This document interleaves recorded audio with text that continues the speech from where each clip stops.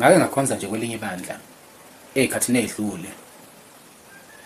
Ukukhonzeni kwami kulela bandla ngazizwa ngazuthi kunokucindezeleka okukhulu ngoba babe nehaba kakhulu, babethatha ngisho into engelutho bese benza inkinga enkulu. Ngiyakhumbula nje ngelinye ilanga sihlalele sesiyacabanga ukuthi ake sithenge isinkwa ukuze sidlele sona nje, ukuze sibambe umoya sidlele sona.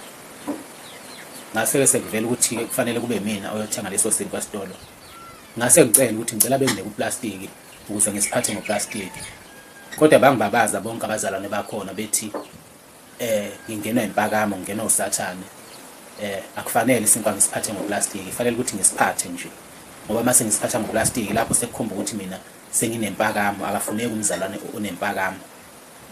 Yangithusa lento ukuthi ngokuphatha nje ngoplastiki isinkwa lokho sengavele kube isono esikhulu ngalondlela. Yangiphatha kabi ke le yanto ngoba mina empilweni yami nje ngiyalinyanya ihaba. Ngiyacabanga ukuthi mhlambe indlela bona babebuka ngayo bathathe bayenza yayihaba kakhulu. Kodwa zikhona ezinye izinto bafowethu ekufanele ukuthi empilweni nje ungayibuki uyihlaziye kuze kweqe.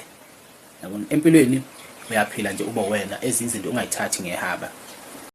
Kunomzala wami nje ovele kubone ngazuthi nje kuyihlazo ukugqoka ivesta, kanti ukugqoka ivesta akunankinga kangako, akikho nje inkinga etheni. Kodwa mawukuthi uyilo muntu lona othatha izinto ngehaba, ungabone ngazuthi into eyihlazo kanti wena uthatha izinto ngehaba kuze kweqe. Empilweni izinto ungayibuki ngemicroscope uyihlaziye kuze kweqe ngoba ugcina usunehaba ingenasidingo.